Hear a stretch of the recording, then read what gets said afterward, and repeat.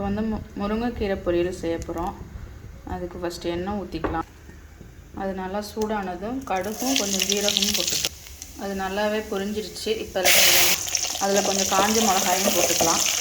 போட்டு நல்லா வதக்கி விட்டுறலாம். நல்லா வதங்கினதுக்கப்புறம் நம்ம எடுத்து வச்சுருக்கிற கீரைக்கு வந்து தேவையான அளவு தண்ணி ஊற்றி அதை வந்து இனி வேக வைக்க போகிறோம். நம்ம வந்து இந்த அளவு கீரை எடுத்து வச்சுருக்கோம். இனி வந்து இதுக்கு தேவையான அளவு தண்ணி ஊற்றி இதில் ஊற்றி இதை வேக வச்சு ஒரு அரை டம்ளர் தண்ணி போதும். கீரைக்கு வந்து கம்மியாக தான் உப்பு போடணும். போட்டு அதையும் நல்லா கொதிக்க வச்சுக்கலாம்.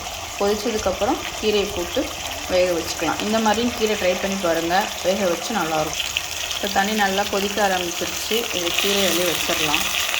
இது வந்து ஃப்ரெஷ்ஷாக வீட்டில் உள்ள மரத்தில் பறிச்சது, அதனால் அலசலாம் இல்லை. அதிகமாக வந்து கீரை வந்து அலசாமல் வச்சாதான் தண்ணியோட அளவும் கரெக்டாக தெரியும். அதனால் நல்லா ஃப்ரெஷ்ஷான கீரையாக இருந்தால் அலச தேவையில்லை. இதை அப்படியே மூடி வச்சு வேக வச்சிடலாம். கீரை ஒரு நிமிஷத்தில் நல்லாவே சுண்டிருச்சு.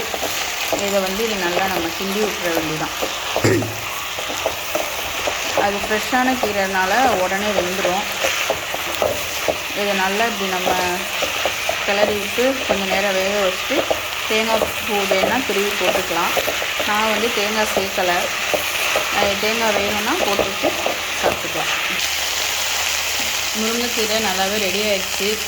இதை வந்து இந்த மூடி வச்சிட்டாலே அந்த சூட்லேயே வந்து தம்மாகி நல்லா வெந்துடும். ரொம்ப வந்து வேக வைக்கக்கூடாது. வேக வச்சா டேஸ்ட் நல்லா இருக்காது. அதனால் இது எப்படியும் மூடி வச்சுக்கலாம். இப்போ வந்து நம்ம பூண்டு குழம்பு செய்ய போகிறோம். அதுக்கு பாத்திரம் அடுப்பில் வச்சாச்சு. இது நல்லா சூடானதும் இதில் வந்து எண்ணெய் ஊற்றி பூண்டு குழம்பு பண்ணிடலாம். பாத்திரம் நல்லாவே சூடாயிருச்சு. இதில் வந்து நல்லா ஒரு கரண்டி எண்ணெயை ஊற்றி நல்லா சூடு பண்ணிக்கலாம். இதில் வந்து வெந்தயமும் ஜீரகமும் போட்டு நல்லா சூடாகிடுச்சு. இதில் போட்டு நல்லா பொரிய விட்டுக்கலாம். இது நல்லாவே பொரிஞ்சிருச்சு. இப்போ இதில் வந்து வெங்காயமும் பூண்டு எடுத்து க்ளீன் பண்ணி அதை எடுத்து போட்டுக்கலாம். இதில் கொஞ்சம் கருவேப்பிலையும் போட்டுக்கலாம். இப்போ பூண்டு குழம்புக்கு வந்து புளி நம்ம ரொம்ப சேர்க்கலை, தக்காளி தான் அதிகமாக சேர்க்க போகிறோம். அதனால் 3 தக்காளி எடுத்து கட் பண்ணி வச்சுருக்கேன். இனி அதை போட்டுக்கலாம். புளியும் வந்து லைட்டாக போடணும். அது நான் புளி வந்து ரொம்ப சின்ன சைஸாக இவ்வளோ தான் எடுத்துக்கணும். ரொம்ப சேர்க்கக்கூடாது. புளி வேணாம். தக்காளி நிறையா சேர்த்துக்கலாம். பூண்டு நல்லாவே வதங்கிருச்சு. இனி தக்காளி சேர்த்து இனி இதுக்கு தேவையான அளவு உப்பு போட்டு மூடி வச்சு நல்லா வேக வைப்போம்.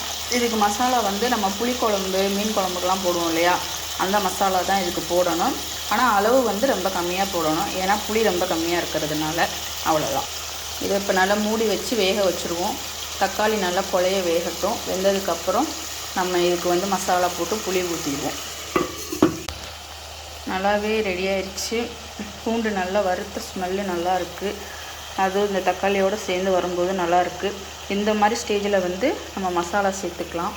என்ன மசாலான்னு நான் ஆல்ரெடி சொல்லிட்டேன், இப்போயும் சொல்கிறேன். இந்த மீன் குழம்புக்கு போடுவோம் இல்லையா, அதே வீட்டில் அரைக்கிற அதே குழம்பு மிளகாய் சொல்லுவேன். ஆனால் அளவு வந்து ரொம்ப கம்மியாக போட்டுக்கிறணும். இப்போ ஒரு 2 ஸ்பூன் போட்டால் போதும். ஏன்னா இந்த புளிக்கு வந்து அது பத்தாது. ரொம்ப போட்டால் அப்புறம் காரமாக இருக்கும். இப்போ வந்து புளி ரெடி ஆயிடுச்சு. இனி வந்து புளியை இதில் ஊற்றிக்கலாம். ஊற்றி இனி குழம்ப வந்து நல்லா கொதிக்க வச்சு எடுத்துக்கலாம். அவ்வளோதான்.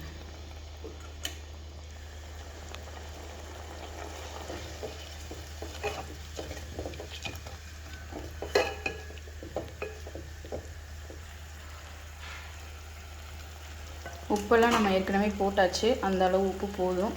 இனி குழம்ப வந்து நல்லா சிம்மில் வச்சு நல்லா கொதிக்க வச்சுக்கலாம். குழம்பு நல்லாவே கொதிச்சிட்ருக்கு. இது நல்லா கொதித்து நல்லா எண்ணெய் பிரிஞ்சு வந்த பிறகு இதை வந்து நம்ம எடுத்துக்கலாம்.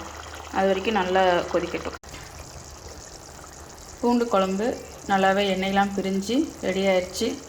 இதை வந்து ஒயிட் ரைஸ் கூட நம்ம வந்து கீரை வச்சு சாப்பிட்டோம்னா நல்லாயிருக்கும்.